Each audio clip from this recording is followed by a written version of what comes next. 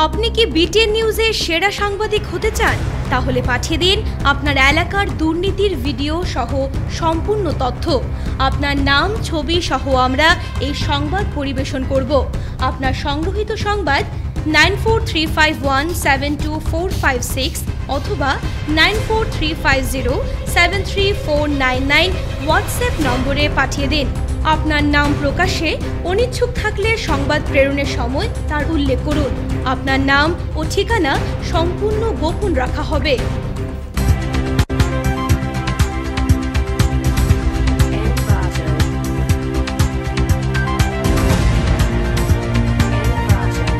নমস্কার, বিটিএন নিউজে আপনাদের স্বাগত জানাই।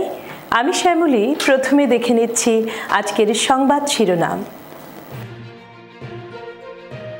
কংগ্রেসের প্রার্থী তালিকা ঘোষণার পর করিমগঞ্জ, নওগাঁয়ে জয়ের দৌড়ে প্রথমে রয়েছে বিজেপি। 11টি নয়, এবার বিজেপির প্রতিদ্বন্দ্বিতায় 13টি আসনে প্রতিক্রিয়া মুখ্যমন্ত্রী হিমন্ত বিশ্ব শর্মার। শিলচর বঙ্গভবনে আয়োজিত অনুষ্ঠানে প্রধানমন্ত্রী সুরাজ কার্যসূচির সূচনা রাজ্যপাল গোলাপচাঁদ কাটারিয়ার।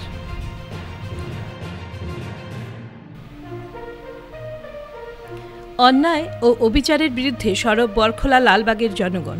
প্রতিবাদী সভা শেষে বিক্ষোভ প্রদর্শন। এবারে বিস্তারিত খবর। কংগ্রেসের প্রার্থী তালিকা ঘোষণার পর করিমগঞ্জ, নওগাঁয়ে জয়ের দৌড়ে প্রথমে রয়েছে বিজেপি। 11টি নয়, প্রতিদ্বন্দ্বিতা হবে 13টি আসনে। দাবি মুখ্যমন্ত্রী হিমন্ত বিশ্ব শর্মার। কংগ্রেসের প্রার্থী তালিকা ঘোষণার পর করিমগঞ্জ ও নওগাঁয়ে জয়ের দৌড়ে এবার প্রথম স্থানে রয়েছে বিজেপি। এবার 11টি নয়, প্রতিদ্বন্দ্বিতা হবে 13টি লোকসভা আসনে। এক প্রতিক্রিয়ায় এমনটাই দাবি করেন মুখ্যমন্ত্রী হিমন্ত বিশ্ব শর্মা। আজ গুয়াহাটিতে ইউনিটি মলের উদ্বোধন উপলক্ষে সাংবাদিকদের সঙ্গে কথা বলেন মুখ্যমন্ত্রী। তিনি বলেন, ইন্ডিয়া জোট নিয়ে যেমনটা অনুমান করা হয়েছিল তা শেষ পর্যন্ত সত্য প্রমাণিত হয়েছে। নির্বাচনের পূর্বে কংগ্রেসের রাজনৈতিক জোট এখন অতীত। বিজেপির উন্নয়নের ঝড়ে বিরোধী প্রার্থীদের টিকে থাকাই এখন দায় হয়ে পড়েছে। তিনি বলেন, আমি পূর্বে ভেবেছিলাম আসামের 14টি লোকসভা আসনের মধ্যে 3টি আসনে বিজেপি প্রতিদ্বন্দ্বিতায় থাকবে না, কিন্তু কংগ্রেসের প্রার্থী তালিকা ঘোষণার পর এখন বিজেপি 11টি আসনের পরিবর্তে 13টি আসনে প্রতিদ্বন্দ্বিতায় থাকবে। তিনি আরও বলেন, করিমগঞ্জ ও নওগাঁয়ে কংগ্রেস এতটাই দুর্বল প্রার্থী দিয়েছে যে এখন বিজেপি প্রতিদ্বন্দ্বিতায় প্রথম স্থানে জায়গা করে নিয়েছে। কংগ্রেসকে কটাক্ষ করে মুখ্যমন্ত্রী বলেন, কংগ্রেস শূন্য আসনের দিকে এগিয়ে যাচ্ছে। এদিকে ধুবড়ী লোকসভা আসনে এআইইউডিএফ ও কংগ্রেসের মধ্যেই প্রতিদ্বন্দ্বিতা হচ্ছে, এ কথা জানাতেও ভোলেননি মুখ্যমন্ত্রী। এদিকে গুয়াহাটিতে ইউনিটি মলের উদ্বোধন এক ভারত শ্রেষ্ঠ ভারত নীতিকে তুলে ধরেছে বলে মুখ্যমন্ত্রী জানান। 298 কোটি টাকা খরচে এটি সব রাজ্যের পণ্যের গন্তব্য হবে বলেন মুখ্যমন্ত্রী। দলে 16টা বিৰোধী পক্ষক লৈ তেওঁলোকে এটা ৰাজনৈতিক মিত্ৰতা কৰাৰ দাবী কৰিছিল। মিত্ৰতা ভাঙি গ'ল। এতিয়া বিজেপিৰ যি উন্নয়নৰ ধুমুহা, তাৰ সন্মুখত কোনো এজন প্ৰাৰ্থীও তিষ্ঠি থাকিব নোৱাৰে। মইতো আগতে ভাবিছিলোঁ যে 3টা সিটত প্ৰতিদ্বন্দ্বিতা হ'ব, কিন্তু নগাঁও আৰু কৰিমগঞ্জতো ইমান দুৰ্বল প্ৰাৰ্থী দি দিলে যে এতিয়া মই ভাবোঁ যে বিজেপি প্ৰতিদ্বন্দ্বিতাত আহি গ'ল। যোৱা কালিলৈকে মোৰ মনত বিশ্বাসটো কম আছিল, এতিয়া নগাঁও আৰু কৰিমগঞ্জতো আমি প্ৰতিদ্বন্দ্বিতালৈ উভতি আহিলোঁ।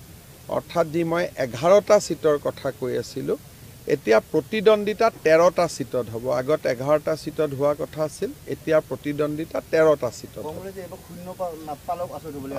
মোৰ মতেদি তেওঁলোকে শূন্যৰ ফালে গতি কৰিছে। যদি ধুবুৰীত আমি প্ৰতিদ্বন্দ্বিতা বহুত চেষ্টা কৰিম, কিন্তু ধুবুৰীত হ'লেও মই ভাবোঁ যে প্ৰতিদ্বন্দ্বিতা মূলতঃ ইউডিএফ আৰু কংগ্ৰেছৰ মাজত সীমাবদ্ধ থাকিব। বাকী কৰিমগঞ্জ আৰু নগাঁৱত মই ভাবিছিলোঁ যে বিজেপি তৃতীয়ত থাকিব, কিন্তু এতিয়া কালি প্ৰাৰ্থী তালিকা ঘোষণা কৰাৰ পিছত বিজেপি প্ৰথম অভিমুখে এতিয়া ধাৱমান হৈছে। এতিয়া মোটামুটি মই 13খনত জিকিম বুলি নকওঁ, কিন্তু 13খনত আমি আহি গ'লোঁ। বা বিভিন্ন ধৰণৰ সম্পদসমূহ দেখুৱাব। চ' যি জিলাত যি সম্পদ, 1 ডিষ্ট্ৰিক্ট 1 প্ৰডাক্ট, আৰু সেই জিলাৰ থলুৱা কাৰিকৰীসকলে প্ৰস্তুত কৰা সামগ্ৰীসমূহ ইয়াত বিক্ৰী হ'ব। তাৰমানে এটা হ'ল ষ্টেট এম্পোৰিয়াম, এটা হ'ল ডিষ্ট্ৰিক্ট এম্পোৰিয়াম। তাৰ লগত বিভিন্ন ৰাজ্যৰ পৰা মাজে মাজে প্ৰদৰ্শনী আহে। ইয়াতে তেওঁলোকৰ থকা খোৱাৰো ব্যৱস্থা থাকিব আৰু প্ৰদৰ্শনীৰো ব্যৱস্থা থাকিব। শিলচর বঙ্গভবনে আয়োজিত অনুষ্ঠানে প্রধানমন্ত্রীর সুরাজ কর্মসূচির সূচনা রাজ্যপাল গোলাপচাঁদ কাটারিয়ার। শিলচর বঙ্গভবনে আজ বুধবার আয়োজিত এক অনুষ্ঠানে প্রধানমন্ত্রীর সুরাজ কার্যসূচির সূচনা করেন রাজ্যপাল গোলাপচাঁদ কাটারিয়া। এ উপলক্ষে শিলচর বঙ্গভবনে আয়োজিত অনুষ্ঠানে যোগ দেন রাজ্যপাল কাটারিয়া।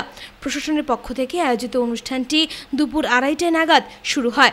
অনুষ্ঠানে নমস্তে আয়ুষ্মান যোজনার হিতাধিকারীদের মধ্যে আনুষ্ঠানিকভাবে কার্ড বিতরণ সহ অন্যান্য হিতাধিকারীদের তুলে দেওয়া হয় পিপি কিট। একই সঙ্গে অনুষ্ঠানে প্রধানমন্ত্রীর বক্তব্য সম্প্রচার করা হয়। এদিকে রাজ্যপাল গোলাপচাঁদ কাটারিয়া তার বক্তব্যে বঞ্চিত তফসিলি জাতি, অনগ্রসর শ্রেণী ও স্যানিটেশন কর্মীদেরকে 1 লক্ষ টাকার ঋণের অনুমোদন, সেওয়ার ও সেপটিক ট্যাঙ্ক কর্মীদের মধ্যে আয়ুষ্মান কার্ড ও পিপি কিট বিতরণ এবং সুবিধাভোগীদের অনুমোদনের চিঠি বিতরণ করেন। বলেন, বিগত 45 বছরের রাজনীতিতে দেশবাসী এমন প্রধানমন্ত্রী কখনো দেখেনি যিনি বাস্তবে উঁচু নিচু জাতীয় ধর্ম ভেদাভেদ না করে গরিব মানুষের কল্যাণে নিরন্তর প্রচেষ্টা চালিয়ে যাচ্ছেন। তিনি বলেন, দেশের 552টি জেলাতে এ ধরনের অনুষ্ঠানের মাধ্যমে প্রকল্পের সূচনা হচ্ছে। বর্তমানে সরকারের দ্বারা দেশের 4 কোটি মানুষের গৃহ নির্মাণ, উজ্জ্বলা যোজনা, দেশের মানুষের প্রায় 70% নলের মাধ্যমে পানীয় জলের ব্যবস্থা, দেশের প্রায় 80 কোটি মানুষের মধ্যে চাল, গম বিনামূল্যে প্রদান করতে সমর্থ হয়েছেন প্রধানমন্ত্রী নরেন্দ্র মোদী এবং আগামী 5 বছর এভাবেই মানুষ উপকৃত হতে পারবেন বলে তিনি উল্লেখ করেন। গরিব কল্যাণের জন্য বর্তমান সরকারের আয়ুষ্মান কার্ডের দ্বারা বহুভাবে উপকৃত হতে পারবে বলে রাজ্যপাল আশা প্রকাশ করেন। অনুষ্ঠানে উপস্থিত ছিলেন সাংসদ রাজদীপ রায়, বিধায়ক খলিল উদ্দিন মজুমদার এবং শুরুতে উদ্দেশ্য ব্যাখ্যা করেন রাজ্য সরকারের সামাজিক ন্যায় ও ক্ষমতায়ন বিভাগের কমিশনার সেক্রেটারি বীরেন্দ্র মিত্তল। অনুষ্ঠানে অন্যান্যদের মধ্যে জেলা কমিশনার রোহন কুমার ঝা, পুলিশের DIG Kankanjyoti Saikia, police super Numal Mahatta প্রমুখ অংশ নেন। पड़ता है, कभी अपने गहने बेचने पड़ते हैं, तब जाकर के इलाज होता है। लेकिन देश के प्रधानमंत्री ने सारे हिंदुस्तान को इस बात के लिए आग्रह किया कि मैं 50 करोड़ लोगों को आयुष्मान कार्ड देकर के उनकी इलाज की गारंटी दूंगा। वही कार्ड अभी अपन ने सफाई कर्मचारियों को जो 5 को दिया है, वही कार्ड है 5 लाख तक का इलाज। इसके परिवार को किसी भी प्रकार की बीमारी होगी तो उसको इसमें से इलाज हो जाए। प्रधानमंत्री जी देश के 552 डिस्ट्रिक्ट में आज ये कार्यक्रम हो रहे हैं। संपूर्ण देश के 552 जिलों में ये कार्यक्रम इस समय संपन्न हो रहे हैं और उन सब में वो स्वयं उपस्थित होंगे। आप उन्हें स्वयं को सुनेंगे तो वह वास्तव में उन्होंने जिस बात को विशेष करके इस अभियान के तहत जो प्रारंभ करने की बात की वो ये, वैसे तो सरकार schedule caste, schedule tribe, OBC, अन्य प्रकार के लोगों को कुछ मदद करती रही और विशेष करके बच्चों को पढ़ने के लिए जो स्कॉलरशिप है वो तो ये सामाजिक न्याय और अधिकारिता विभाग लंबे समय से कर रहा है। लेकिन इसका जितना विस्तार किया है ताकि इन सब बच्चों को पढ़ने का मौका मिलकर के इनके जीवन में एक अच्छा सुधार आए। दिल्ली से जो 100 रुपया भेजता हूँ वो गरीब तक जाते जाते केवल 15 रुपया रह जाता है, लेकिन उसका इलाज नहीं निकाल सकते। ये देश का पहला प्रधानमंत्री है जिसने इस पर अपना दिमाग लगाया और वास्तव में ये जब जनधन के खाते खोलो 2015 में जब उन्होंने घोषणा की तो हम स्वयं सोचते थे क्या जिद करते हैं, क्या होने वाला है, कुछ नहीं है। लेकिन वास्तव में उस दिमाग में योजना थी कि अगर हर व्यक्ति का खाता होगा। मैं जब बैंक का खाता मेरा पहली बार तब खुला जब मैं 77 में एमएलए बनकर के पहली बार उदयपुर से गया था, तब मेरा बैंक का अकाउंट खुला। क्योंकि बैंक के अकाउंट के लिए 2 लोगों की एफिडेविट चाहिए था साथ में कि मैं ठीक आदमी हूं, तब लोग मेरा खाता खोलते थे। लेकिन देश के प्रधानमंत्री ने घोषणा की लाल किले से कि आप सब लोग जाओ, मैं आपका गारंटर, देश का प्रधानमंत्री आप सबका गारंटर हो, जाओ और अपने अपने बैंक में जाकर खाता खुलाओ। और ये जो 55 करोड़ खाते जो खुले हैं ना, इसने वास्तव में देश को आर्थिक दृष्टि से ऊपर उठा दिया। दिल्ली में और दिसपुर में जैसे काम कर रहा है, हमको बोलने में कोई हिचकिचाहट नहीं है कि भारतवर्ष के इतिहास में हमने ऐसा रिस्पॉन्सिबल सरकार, जो पारदर्शिता का साथ, जो सर्वस्पर्शी सरकार है, सबको टच करते हुए आज हम गर्व के साथ ये भी कह सकते हैं कि कोई भी ऐसा परिवार भारतवर्ष में आज बचा नहीं है जो गवर्नमेंट की डेवलपमेंट स्कीम से उसका स्पर्श नहीं हुआ। অন্যায় ও অবিচারের বিরুদ্ধে সরব বরখোলা সমষ্টির লালবাগের জনগণ, প্রতিবাদী সভা ও বিক্ষোভ প্রদর্শন স্থানীয়দের। বরখোলা সমষ্টির অন্তর্গত লালবাগ নিচ লেনে বসবাসকারী মানুষের বিভিন্ন সমস্যা ও দাবি দাবা সহ তাদের সঙ্গে হওয়া অন্যায়ের বিরুদ্ধে বুধবার এক প্রতিবাদী সভার আয়োজন করা হয়। সভায় স্থানীয় জনপ্রতিনিধিদের বিরুদ্ধে তীব্র ক্ষোভ প্রকাশ করেন এলাকার জনগণ। বাগানের মানুষ জানান, আসাম সরকার কর্তৃক এলাকায় একটি মডেল হাই স্কুল মঞ্জুর করা হয়েছিল, কিন্তু কোনো যুক্তিসঙ্গত কারণ ছাড়াই স্থানীয়দের কোনো তথ্য না দিয়ে রাতের অন্ধকারে মন্ত্রী পরিমল শুক্লবৈদ্য কর্তৃক প্রকৃত স্থান ছেড়ে অনেক দূরে স্কুলের ভিত্তিপ্রস্তর স্থাপন করা হয়। এতে স্থানীয়রা সম্প্রতি আশ্চর্য হয়ে ওঠেন। এ নিয়ে ইয়াসির তরফে বুধবার লালবাগের জনগণকে নিয়ে একটি সভার আয়োজন করে বিষয়টি জোরালোভাবে তুলে ধরে সরকারের দৃষ্টি আকর্ষণ করা হয়। সভা শেষে স্থানীয়রা বিক্ষোভ প্রদর্শনের মাধ্যমে তাদের এই দাবি অতি সত্বর পূরণ করার আবেদন জানিয়েছেন। অন্যথায় আগামীতে স্থানীয়দের সঙ্গে নিয়ে ইয়াসি বৃহৎ গণ আন্দোলন গড়ে তুলতে বাধ্য হবে বলে এদিন কড়া ভাষায় হুঁশিয়ারি দিয়েছেন তারা।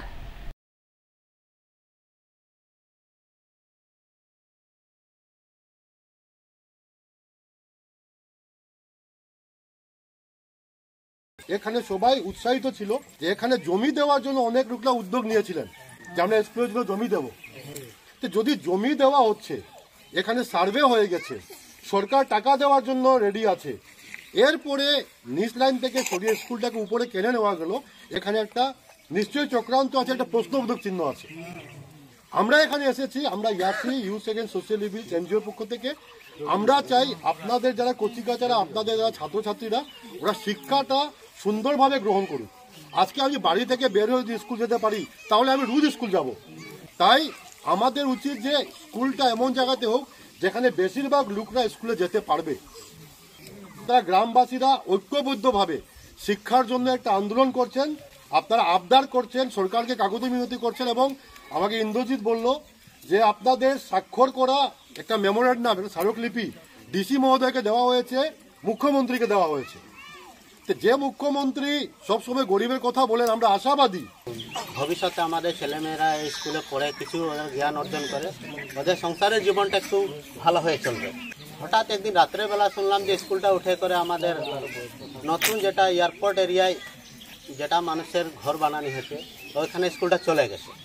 তো রাত্রে শুনছি আমরা 9:30 রাত্রে ওখানে বলে শিলান্যাস হচ্ছে, ভূমি পূজন হচ্ছে, শিলান্যাস হচ্ছে, মানে স্কুল ওইখানে বলে কোন মন্ত্রী এসেছে, তারপরে কি আটসার একটা দল আছে, ওরা বিয়ে করে ওটা স্কুলটা ইয়ে করছে এখানে। তো আমাদেরকে ইয়া বলা হচ্ছে যে এখানে স্কুল হবে, হঠাৎ ওখানে স্কুল চলে যায়। আমরা কি সরকারের ছাড়া মানুষ? সরকারটা কি আমাদের এই নিচ লাইনের কোনো দায়িত্ব নাই সরকারের? আমরা কি কোনো গ্রামের মানুষ? আমরা যে এখানে 400-500 পরিবার আছে, আমরা কি ভোট দিয়ে নেই? আমরা সরকার বানাই নাই। আধারবিহীন 27 লক্ষের বঞ্চনা ও নাগরিকত্ব প্রসঙ্গে বিভিন্ন সংগঠনের যৌথ আহ্বানে 17 মার্চ রবিবার শিলচরে নাগরিক কনভেনশনের আয়োজন। আধারবিহীন 27 লক্ষ মানুষের বঞ্চনা ও নাগরিকত্ব প্রসঙ্গে বিভিন্ন সংগঠনের যৌথ আহ্বানে আগামী 17 মার্চ রবিবার শিলচর সার্কিট হাউস রোডের আশীর্বাদ বিবাহ ভবনে এক নাগরিক কনভেনশনের আয়োজন করা হয়েছে। এনআরসি প্রক্রিয়ার দাবি আপত্তি পর্যায়ে আসাম সরকার আধার কর্তৃপক্ষের সহযোগিতায় মোট 27 লক্ষ মানুষের বায়োমেট্রিক তথ্য সংগ্রহ করে এবং আধার পাওয়া থেকে বঞ্চিত করে। 5 বছর ধরে আধার আটকে থাকা লোকজন নানা সমস্যা ও হেনস্থার সম্মুখীন হয়ে চলেছেন। বিভিন্ন ধরনের সরকারি সুযোগ সুবিধা লাভের থেকে বঞ্চিত হচ্ছেন তারা। কিন্তু এখন নির্বাচনের প্রাক্কালে জনগণকে ধোঁকা দিতে সরকার বল সুপ্রিম কোর্টে ঠেলে দিয়ে হাত ধুয়ে নিতে চাইছে। এনআরসি প্রসঙ্গে বায়োমেট্রিক সংগ্রহ এবং আধার আটকে রাখার কোনো ধরনের আইনি প্রবিধান নেই। সুপ্রিম কোর্টেরও এ বিষয়ে কোনো সুনির্দিষ্ট আদেশ নেই। আজ এক সাংবাদিক সম্মেলন করে একাধিক সংগঠনের কর্মকর্তারা এমনটাই দাবি করেন। তারা জানান, রাজ্য সরকার চাইলেই যথাযথ প্রক্রিয়ার মাধ্যমে সব ভোটারদের আধার প্রদানের ব্যবস্থা করতে পারে। আধার আটকে রাখার জন্য সরকারি সুযোগ সুবিধা থেকে বঞ্চিত 27 লক্ষ মানুষ যেসব সমস্যার সম্মুখীন হচ্ছেন সেগুলির অনতিবিলম্বে সমাধান করতে সর্বশেষ সচিত্র ভোটার তালিকাকেই গ্রহণযোগ্য দলিল হিসেবে মান্যতা দিতে হবে এবং আধার তথা নাগরিকত্ব সমস্যার স্থায়ী সমাধান অবিলম্বে করতে হবে বলে বক্তারা জানান। আধারের আইন ও নিয়ম অনুযায়ী এই 27 লক্ষের সবাই আধার নম্বর ও কার্ড পাওয়ার যোগ্য। সুতরাং নির্বাচনের আগেই সকলকে আধার প্রদান করতে হবে এবং ভোটার তালিকার ভিত্তিতে সবাইকে সকল সুযোগ সুবিধা প্রদানের ব্যবস্থা করতে হবে। সাংবাদিক সম্মেলনে উপস্থিত ছিলেন শিশির দে, ডক্টর তপোধীর ভট্টাচার্য, রফিক আহমেদ, সুব্রত নাথ, মানস দাস, মিহির নন্দী, মৃণাল কান্তি সোম, হিল্লোল ভট্টাচার্য, কমল চক্রবর্তী, সঞ্জীব রায়, বিশ্বজিৎ দাস, অ্যাডভোকেট সুব্রত কুমার পাল শ্যামা, শামসুল হক বড়ভূয়া, স্নিগ্ধা নাথ প্রমুখ। যে সময়টা আমরা এখানে এখন আমাদের সামনে এসছে একটা অগ্নিগর্ভ সময়, সামনেই রয়েছে নির্বাচন এবং আমরা দেখতে পাচ্ছি নির্বাচনের আগে সরকার পক্ষ বিভিন্ন ধরনের যে কাজগুলো করছেন সেটা নাগরিকের স্বার্থ বিরোধী কাজগুলো। গতকালকেই আমরা দেখলাম যে কার নোটিফিকেশন জারি করা হয়েছে এবং এই কাজ বিষয়টাই যে সম্পূর্ণ একটা গাজর, সেটা ভোটারদের সম্মুখে ঝুলিয়ে রাখা গাজর, সেটা আমরা সহজেই অনুমান করতে পারি। কারণ যেসব শর্তাবলী রয়েছে নাগরিকদের নাগরিকত্ব প্রমাণের জন্য, অধিকাংশ মানুষের কাছেই সেই শর্তাবলী করা সম্ভব হয়ে উঠবে না, সেটা সবাই জানেন। যারা প্রয়োগ করেছেন তারাও জানেন। তাহলে তারা এটা কেন করছেন? তারা করছেন ভোটের আগে মানুষের সামনে একটা গাজর ঝুলিয়ে দিয়ে ভোটগুলোকে একাট্টা করার জন্য। এনআরসির প্রক্রিয়া আমরা জানি যে আসামে এখন পর্যন্ত ঝুলছে, প্রায় হাজার হাজার কোটি টাকা খরচ হলো, কোথায় গেল টাকা, কী হলো, সেই সব সরকারি কোষাগারের টাকা। এবং এই অবস্থায় কার আবার এসছে, কদিন পরে আরেকটা কিছু আর করবে, এভাবেই জনগণকে বিভ্রান্ত করার একটা চেষ্টা চলছে। 27 লক্ষ মানুষকে যে আধার কার্ড ইস্যু করা হচ্ছে না, সেইভাবে যে সরিয়ে রাখা হচ্ছে আধার কার্ড প্রাপ্তির জায়গা থেকে, তাদের অধিকারের জায়গা থেকে, এবং কৌশলে যেখানে সুপ্রিম কোর্টের কিচ্ছু করণীয় নেই সেখানে সুপ্রিম কোর্টের উপর বলটা ঠেলে দেওয়া হচ্ছে বলে আসামের মন্ত্রী বিবৃতি দিচ্ছেন। তো এই কাজগুলো যে হচ্ছে, যে মানুষগুলো সেই 27 লক্ষ মানুষ যারা বিভিন্নভাবে বিভিন্ন বঞ্চনার শিকার, যারা বিভিন্নভাবে তারা সুযোগ সুবিধা পাচ্ছেন না, রেশন কার্ড করতে পারছেন না, তারা বিভিন্ন ধরনের সমস্যার ভুগছেন, বিনামূল্যে যে চিকিৎসার বা যে সুযোগ সুবিধা সেটার থেকেও তারা বঞ্চিত হচ্ছেন। সেই ধরনের একটা বড় সংখ্যক মানুষকে বঞ্চনা করে রেখে দেওয়া হয়েছে এবং তার পেছনে পুরো উদ্দেশ্য প্রণোদিতভাবে সেগুলো করা হচ্ছে। মানুষকে একেবারে রাষ্ট্রহীন করে দিয়ে তাকে একটা সস্তা শ্রমিক তৈরি করার একটা জায়গা তৈরি করা হচ্ছে। এই ধরনের একটা পরিকল্পনা সরকারের রয়েছে বলে আমরা বিশ্বাস করি এবং আমরা তার প্রতিবাদ জানাচ্ছি। উধারবন্দ বিধানসভার উত্তর জেলা পরিষদ এলাকায় 5টি জগন্নাথ কমিউনিটি হল ও স্কিল সেন্টারের শিলান্যাস করেন বিধায়ক মিহির কান্তি সোম। উধারবন্দ বিধানসভার উত্তর জেলা পরিষদের বিভিন্ন এলাকায় 5টি জগন্নাথ কমিউনিটি হল ও স্কিল সেন্টারের শিলান্যাস করেন বিধায়ক মিহির কান্তি সোম। বুধবার উধারবন্দে 7.5 কোটি টাকার 5টি জগন্নাথ কমিউনিটি হল ও স্কিল সেন্টারের শিলান্যাস অনুষ্ঠানে বক্তব্য রাখতে গিয়ে মন্তব্য করেন বিধায়ক মিহির কান্তি সোম।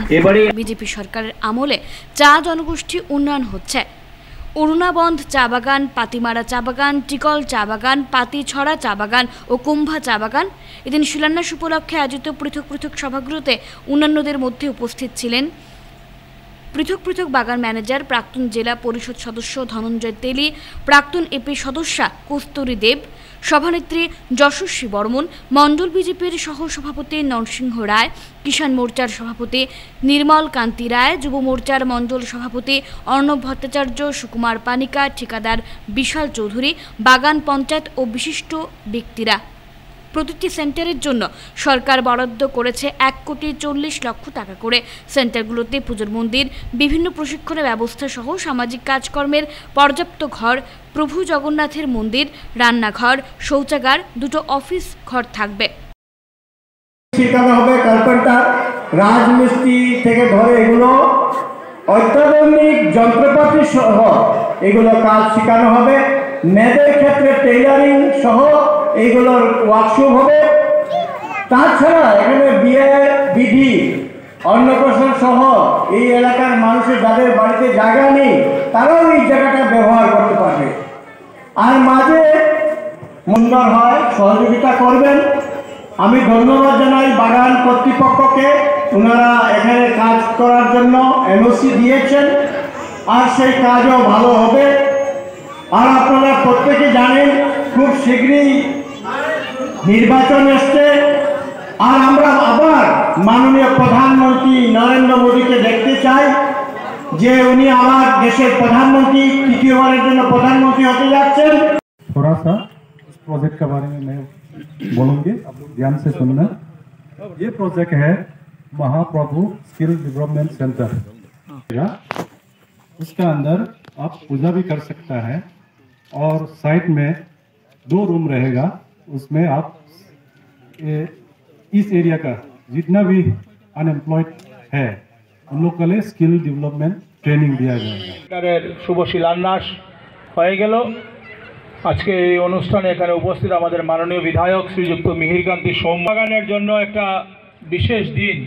আমি বলবো শুধু কুম্ভা চা বাগান নয়, এই উত্তর উধারবন জেলা পরিষদ এলাকা, যেটা 5টা জিপি নিয়ে যে এলাকা হয়, সেই এলাকার জন্য একটা গৌরবের দিন। কী জন্য গৌরবের দিন? আজকে আমাদের মাননীয় বিধায়ক শ্রী মিহিরকান্তি সোম মহাশয়ের প্রচেষ্টায় এবং আসাম সরকারের উদ্যোগে ডক্টর হিমন্ত বিশ্ব শর্মা মহাশয়ের সে অনুভূতিতে এবং আদেশে আমরা চা বাগান অঞ্চলে বিশেষ করে সকাল 10টায় আজকে আমরা প্রথম অরুণাবন চা বাগানে এই সেন্টার, কমিউনিটি সেন্টার কাম স্কিল সেন্টারের আমরা শুভ শিলান্যাস করা হয়েছে। 11টার সময় করা হয়েছে পাতিমারা চা বাগানে সেম সেন্টার, তারপর করা হয়েছে টিকল চা বাগানে, এরপর আমরা করেছি আজকে পাতিচড়া চা বাগানে এবং এখন আমরা করছি কুম্ভা চা বাগানে। এবং প্রতিটা স্কিম আপনারা লক্ষ্য করবেন মন দিয়ে, একটা স্কিমে প্রায় 1,40,00,000 থেকে 50 লক্ষ, মানে প্রায় 1.5 কোটি টাকা। 43তম সর্বভারতীয় বাংলা একাঙ্ক নাটক প্রতিযোগিতা নিয়ে রূপমের সাংবাদিক সম্মেলন। আজ শিলচর নাজিরপট্টি রূপম কার্যালয়ে 43তম সর্বভারতীয় বাংলা একাঙ্ক নাটক প্রতিযোগিতার বিষয় নিয়ে এক সাংবাদিক সম্মেলন হয়। এই সাংবাদিক সম্মেলনে উপস্থিত ছিলেন রূপমের সহ সভাপতি রাজকুমার পাল, সাধারণ সম্পাদক নিখিল পাল, নাটক প্রতিযোগিতার সম্পাদক সুভাষ বর্মন প্রমুখ। আগামী 16 মার্চ থেকে 23 মার্চ পর্যন্ত শিলচর বঙ্গভবনে বিভিন্ন জায়গার নাট্য প্রতিযোগীরা নাটক পরিবেশন করবেন। নাট্য প্রতিযোগিতার প্রাক্কালে আগামী 15 মার্চ বিকেল 4টায় শিলচর গোলদিঘি মলের সামনে থেকে বিভিন্ন সংস্থা, সংগঠন ও অন্যান্যদের নিয়ে এক পথ চলা বের হয়ে শহরের প্রধান সড়ক হয়ে আবার বঙ্গভবনে গিয়ে শেষ হবে। এ বিষয়ে রূপমের সাধারণ সম্পাদক নিখিল পাল ও অন্যান্যরা বক্তব্য রাখেন। সম্ভবপর হয়ে উঠছে এবং প্রতি বছরই কিন্তু আমাদের ডেফিসিট থাকে বাজে। গত বছর আমরা যে করেছিলাম, গৌতম হালদার এখানে এসেছিল, এই গৌতম হালদারের অনুষ্ঠানে 80,000 টাকা আমাদের ডেফিসিট হয়েছিল।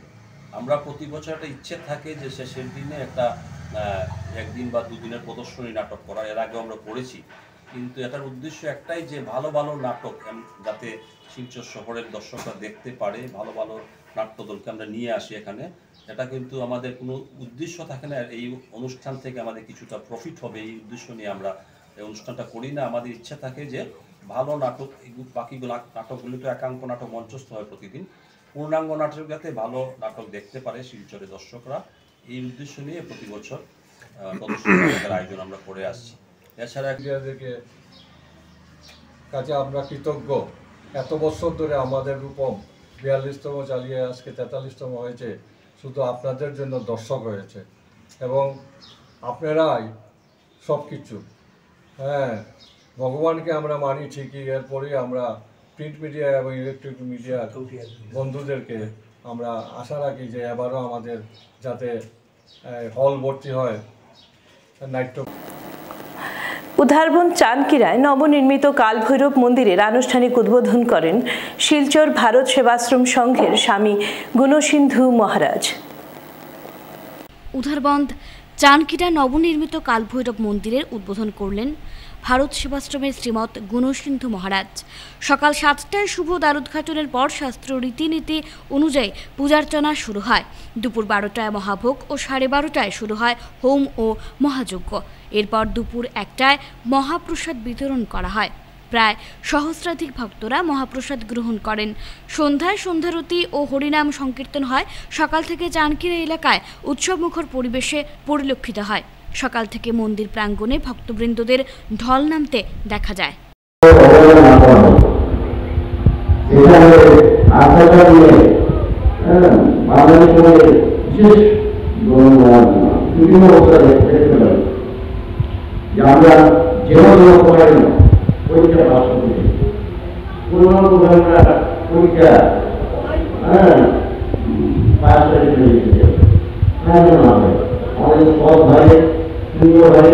পরীক্ষা দিয়ে পাশ করতে পারি এবং জানতে পারি, শিখতে পারি, ওরা কিন্তু আমার শ্রদ্ধা বজায় রাখতে পারি। সেটা যেন আমাদের মধ্যে রাখি, সেটা আমি অনুরোধ রাখবো আমার ছোট ছোট এই বাচ্চাদের কাছে।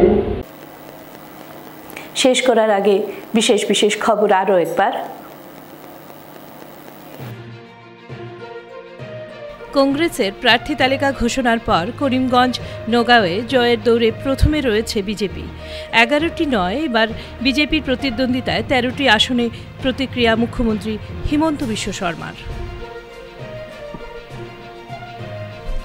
শিলচর বঙ্গভবনে আয়োজিত অনুষ্ঠানে প্রধানমন্ত্রী সুরাজ কার্যসূচির সূচনা রাজ্যপাল গোলাপচাঁদ কাটারিয়ার।